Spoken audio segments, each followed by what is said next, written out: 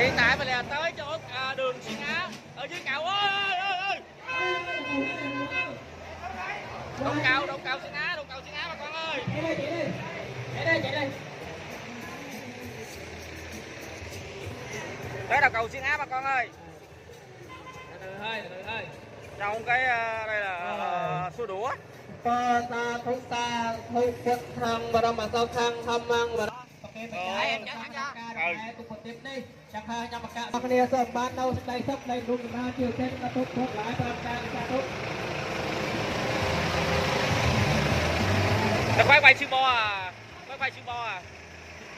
Chim bo đẹp trai.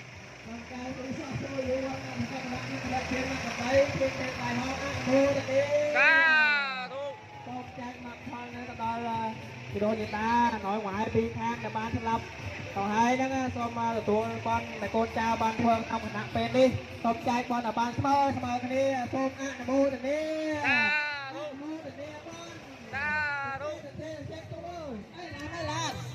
mấy cái lẩu thì lẩu lá của tú ao lan một tiếng áo tu một tiếng đó đây nhất cho tôi mời sát dương sát thuốc